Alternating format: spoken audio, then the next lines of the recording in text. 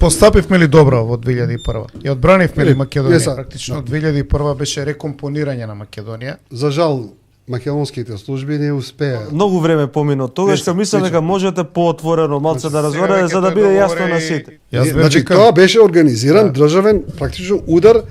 Јас ви реков, треба да знаете дека јас после ова и ние како партија нема да бидеме на власт, ама мораме да го направиме тоа за Македонија, така? Ја имам едно чувство дека околу нас има некоја мрачна сила која што 30 години работи секојаш која на држава ќе трне на подобро, да ја уназади, да ја уништи, да ја трне од вистинскиот колосек.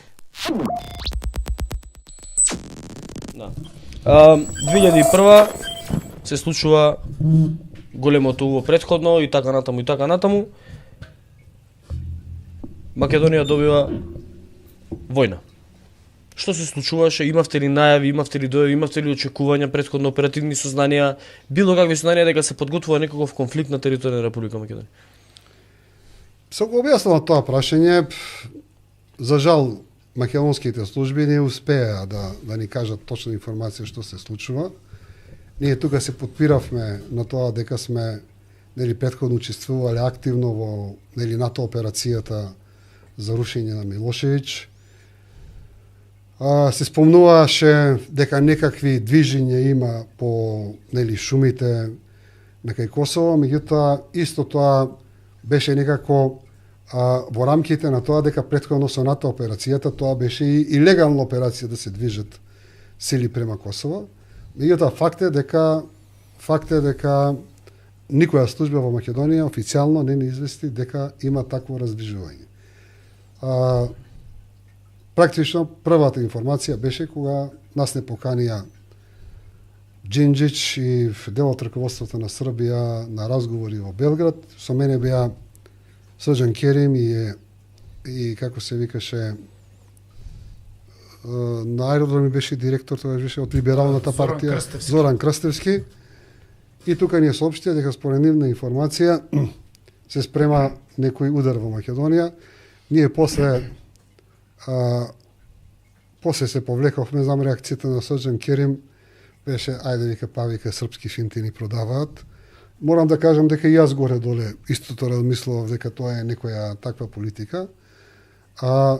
Другиот ден кога се вративме, Павле Трајанов одржа пресконференција кај што го каже истото практично тоа што го чувме од Србија и тука е индикативно како е можно тоа.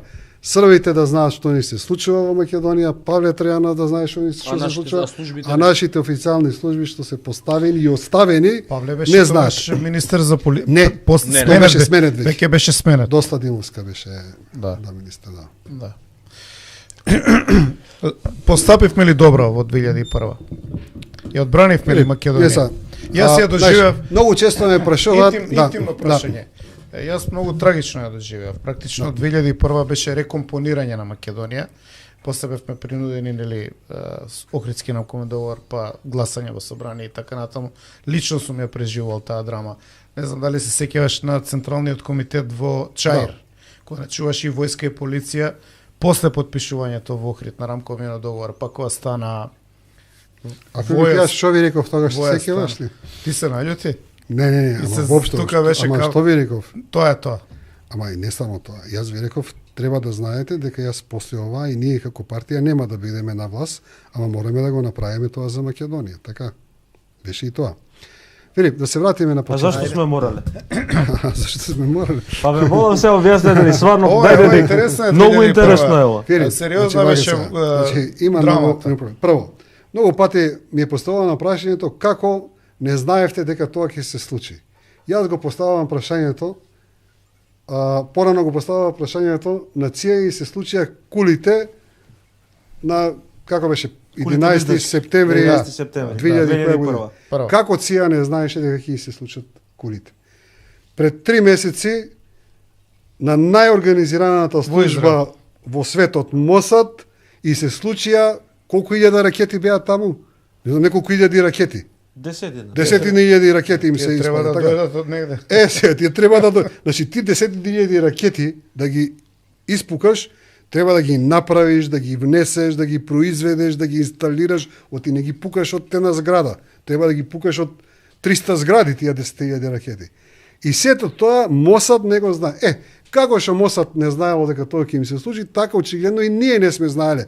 Тука не е толку проблемот што ние не сме знаеле, туку тоа како српските служби и Павле Трајанов знаел дека тоа ќе се случи.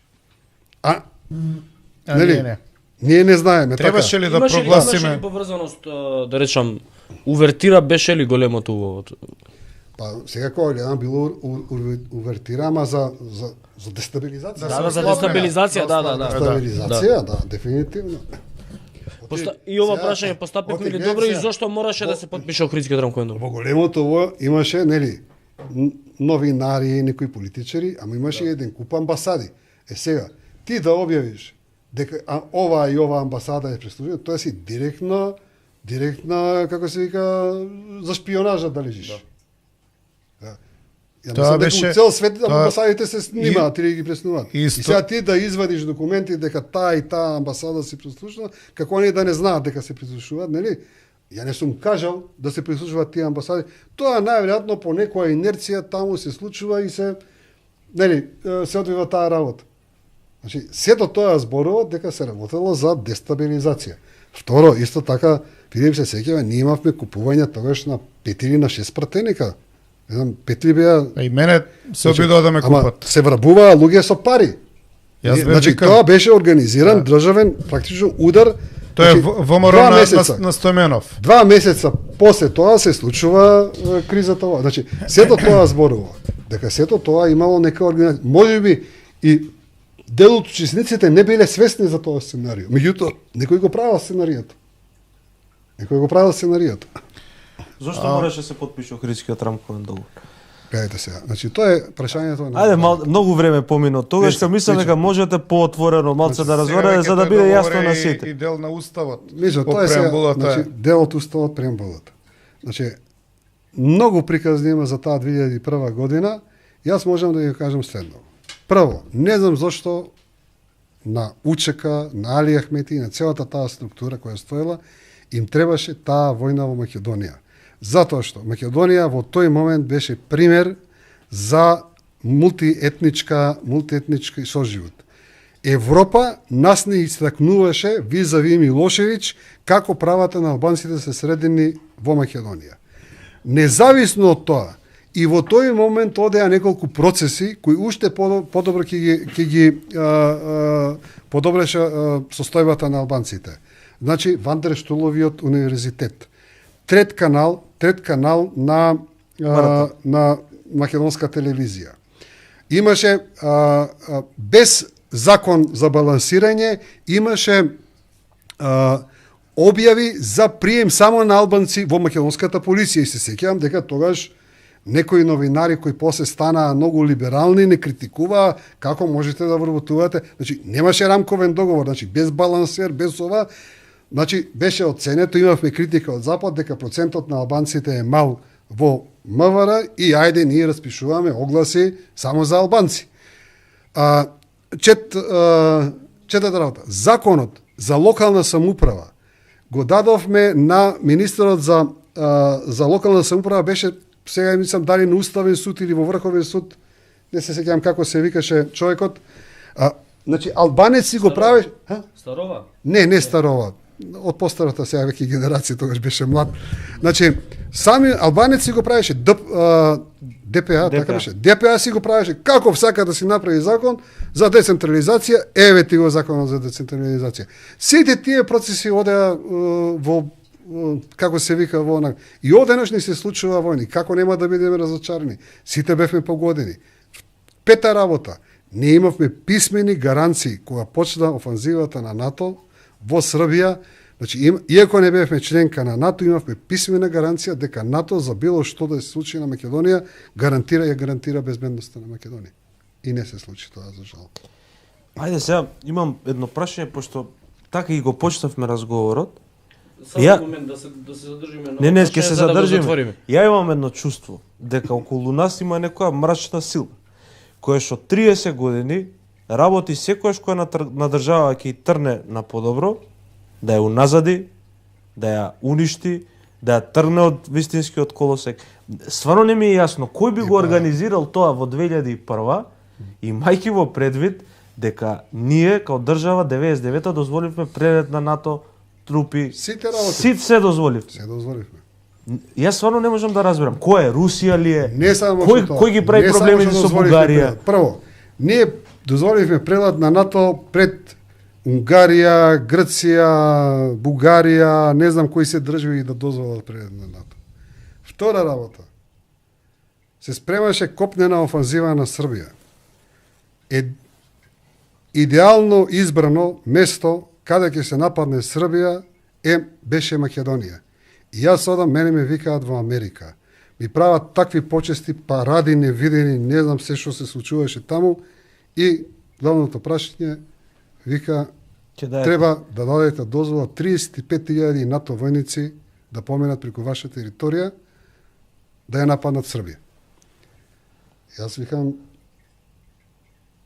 прво, јас политички бев ориентиран за таа политика. Вие знаете дека и луѓето во Македонија забораваат дека до тоа бомбардирање на НАТО Македонија се трешеше од Милошевиќ.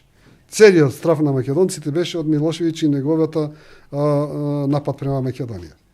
Од моја страна има проблем, меѓутоа сепак тоа е работа која треба влада да ја одлучи, треба претседател да ја одлучи. Значи, одам назад. Среќа, 7-8 дена после тоа Милошевиќ капитулира во Куманово и не се случи тоа. Инаку НАТО требаше да влезе преку Значи кажавте да.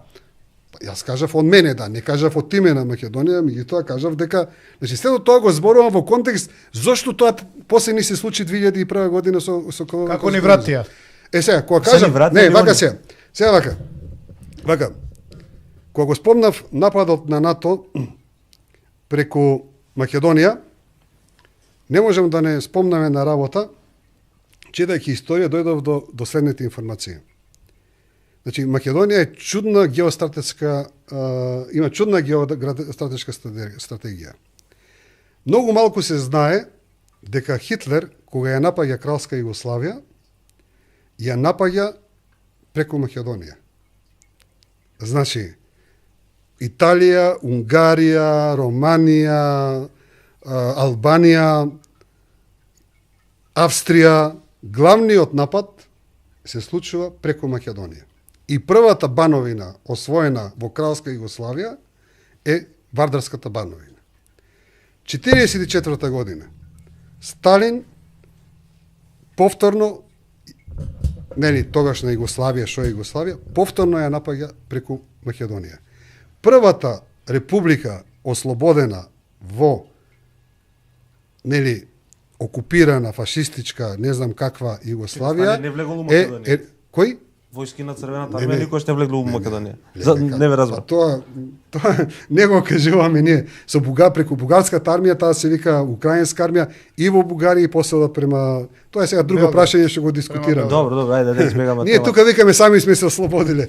Приказни за мали деца. Значи и србите викаа Белград сами го ослободиле, па сега почна да вратат, да кажуваат кој не влегла. Како? Црвената армија. Значи, како што велите вие? Значи, влегла бугарската армија под покривителство, како се вика таа трета украинска армија, ја викале, ама тоа е советската команда.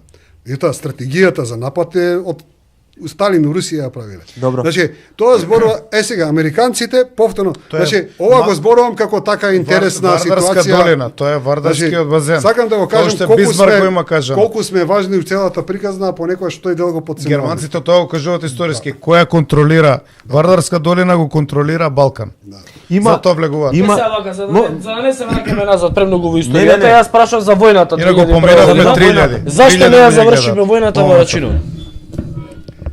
Мислам сега тоа е познато. Вака сега. Ја можам да кажам една пикантерија. Вака сега. Прво вака сега. Значи, конкретно ќе ви дали не изблокира СДСМ? Значи, требаше ли да прогласиме војна состојба? Прво, Филип, значи цело јас бев за као пратеник и ќе гласам. Цело време зборуваат зошто требаше војна состојба. Значи, јас сум го кажал многу пати. Значи, со месеци траеја дискусиите кој треба да се бори со нели тогаш терористичката учека. Војската викаше дека тоа не е нивна надлежност, полицијата викаше дека нема сили. И реално полицијата немаше сили. Значи, мислам дека луѓето што командуваа со армијата едноставно ја бойкотираа одбраната. Второ, најкласичен пример е Рачиново. Имаше некакво зелено светло тогаш од НАТО, за ден, два, три, се организира напад, значи другиот ден, не знам од колку тенкови што требаше да дојдат на Рачиново, не знам дали се појавија 2 или 3. Тоа беше класична диверзија од војската. И такви диверзии, почесто од војската, понекогаш и од полицијата, ни се случува многу, Војската ја многу водеше СДСМ, Бучковски. Зашто се откажавте од Борис Трајковски? Може ли да дадам ја да го Тоа прочитам веќе прашање? беше многу големо. Кога дојде Борис Трајковски во 99-та година, одма по доаѓањето, или нели беше контроверзно доаѓањето, знаеме како дојде, у прв круг водеше Тито, па добивме сигнал дека може да дојде он и така натаму. Он пензионираше, ми се чини, 1000 офицери и подофицери во еден ден. Кадар од JNA. Значи што го имаше Арама, нели, кадар од JNA ја направи Арама. Филип се за така. Ова го има во книгата на овој генералот што го ангажиравме Панде Петровски? На Панде Петровски. Дека 1000 офицери подофицери се. Да. Практично 99-та ја мислам дека е демонтажа на армијата како подготовка на 2001. Ова е моја теорија од мои истражувања. Треба да провериш. Се ова не можам да ти така. го Не, кажам добро, дека. мене ме интересираше зашто се откажавте од Борис Трајковски. Па гледате се. Затоа што беше кадар на доста можеби? Не за тоа. А ако не сум го прифатил, немало да биде никош председател. Ке беше ли Тупурковски да не Може само стискаше? микрофонот малку Нели беше поблиску? договорот Да. да биде? Нели беше Да. договорот да биде Не, Филип, Тупурковски? немаше договор, меѓутоа тоа стоеше у воздух и ви се сеќаваш на Централен комитет. Јас заговарав да имаме тук кандидат и се мислеше на Тупурковски. Централниот комитет беше организиран најверојатно од доста, почнаа да се јавуваат. Сега е времето да имаме председател, сега. Кога пресековме дека ќе имаме председател, потоа па се наложи Борис Трајковски. Значи тоа е доказ дека ја не сум ја водел централистички партијата, туку сум ја возел демократски. Иако тогаш им укажев. А ние решивме да го кандидираме, да имаме наш председател, затоа што тогаш стоевме многу добри, инаку не може да се кандидираме. Од тој момент, после изборите што ги спомна Филип, кои за жал не беа регуларни очигледно, до крај Тито водеше после на првиот круг. ВМРО ДПМН почна да паѓа со огромна брзина надоле. А потоа со тек на времето се трупа разликите меѓу мене и Борис и на крајот дојде до таа ситуација. Имавте едно разидување кое што трагично заврши, мислам, политички, во политичка смисла, со Доста Димовска. Ви беше ваш најблизок соработник. Мислам дека беше и ваш најголем поддржувач, ваш најголем браник.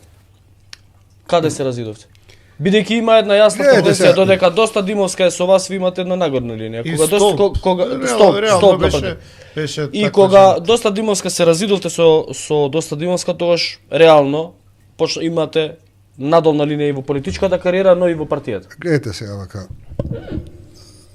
Значи јас како председател никогаш не сум се занимавал со комитетите. Значи секогаш се занимавав само со глобалната политика, а таа надлежност да се занимаваат со комитетите, овоше ја трансформирав, иако беше под моја директна таа статутарна власт, ја трансформирав де на Порче Змејковски, де на Доста Димовска, де после на Војо Михаловски. Значи, никогаш во принцип не сум се занимавал со комитетите, затоа што во принцип нон-стоп имаше некои кавги, овој треба да биде, оној не треба, вака, така, и тоа го оставав на некои демократски избори, некои други да се занимаваат со такви Дури проблеми. имавме и непосредни избори. Да. Членството Така е, гласаше. да. Памтам во Значи, имаше- Кумано. може да Секој член раскажуваат- имаше право да гласа. Можеше да раскажуваат тогаш што сакаат, нели, централизирано, Од тогаш до сега- вака, така, од сега до денес мислам дека не се споредува каква била демократијата натешно партиската во ВМРО. Значи, доста од сите тие била политичар која имала најголема трансфер од мојата власт на неа. Значи, анализите за Доста ги правам отпосле. Значи, некој морам да кажам дури до ланска година, кај е тој дел што мене ми останува нејасен. Прво, Доста Димовска требаше да трансформира Мавара. Таа не ја трансформира. Доста Димовска требаше да ги отвори досијата. Значи, само на кодошите, во тоа време да се отворија досијата Филип, ние ќе победевме на наредните избори. За жал, очигледно, дел од таа структура доста ја користеше за приватна моќ, за приватни позиции, приватни натре во партијата, луѓето се обидува да бидат што повеќе. Се сеќаваш, Маријан, имаше лоби на Маријан Ѓорчев, имаше лоби на Доста, имаше лоби на Петко, на Станко. Зборувам за таква позиција. И она што ми е најиндикативно, што морам да го кажам, еве сега да ги прашувате, мене денеска отпосле ми остануваат некои неразјаснети комуникации на Доста Димовска, значи, во насока на луѓе кои не можам да сватам како може да комуницира со нив. Едно од тие комуникации бил Драган Стојмановски Млекце. Филип знае, тој беше за нас поим на кос. Тој беше човекот кој учествуваше во Синаптица и во многу други афери против ВМРО-ДПМНЕ. Одеднаш испаѓа дека Доста Димовска со него има доста честа комуникација. Тука ја спомнав комуникацијата неодамна со Љупчо Палевски Палчо. Значи, испаѓа дека Доста имала со него барем 10-15 комуникации и тоа во присуство на други луѓе 10-15, а да не зборуваме, може би имало и без присуство на тие луѓе. И јас не можам да сватам човекот кој во тоа време го прави старт, кој е председател на СДСМ за град Скопје, дека треба да има таква комуникација, може би еднаш, два пати, три пати, окей, меѓутоа толку многу пати. И третата комуникација, тоа е со Лазе Китановски, кој во два наврата е директор на Агенцијата на разузнавање од име на СДСМ, и тоа повторно на многу интересни тајни места, да не ги спомнам кои се тие тајни места, кои самите по себе зборуваат дека станува збор за нешто конспиративно. А кооптирањето на Фрчковски? Тоа е дополнителна приказна. Владо Поповски, Целата таа тајна структура, да. Добро. Доста Димовски имала комуникација со луѓе кои што практично работеле против нас. Ги створиле против нас. Кои што практично ги створиле кодошите кои што работеле против вас и ги измислиле и ги контролирале. Но факт е дека задачата што требаше Доста да има размонтирање на удбашките структури во Македонија, значи ние како ВМРО-ДПМНЕ, јас како премиер, како Доста како исторен играч, не сме ја завршиле. Неколку пати сум кажал, на прашањето на Доста што се случува што да правиме со досијата, ќе ги отвараме, го добив буквално истиот одговор што Павле Трајанов претходно ми го има кажано, дека сите досија се уништени. После кога почна илустрацијата времето на Никола Груевски, испадна дека не се уништени сите досија. Мене ми е жал што само Никола Груевски селективно вадеше по некои досија, требаше да извади многу поширока структура на досија. Но да бидеме фер, јас што ги објавив црните страници на УДБА, тоа беше ги подржа он, да, ми обезбеди финансии, да, добро. И не ми се мешаше што ќе биде објавено. Ама еве и тие досија, Филип, да, што ти ги објави, и тие не се целосни. Ти си објавил тоа што си нашол, така. Што има во архив. И таму се гледа дека се тие парцијални. Тие се делови од некаква целина, така. Јас открив дека информацијата што е дадена од МВР до Собранието на Република Македонија недостасува 4.500 досија во архивот. Значи, колку е утврдено дека има во полиција, а колку се предадени во 2002, 4.500 ги нема. Каде се тие, Господ го знае. Мислам дека тоа може да се спаси. Веројатно е таму добар дел од историјата што ни фали. И Филип, и целиот проблем со таа УДБА, што е? Што таа УДБА не работеше во Македонија.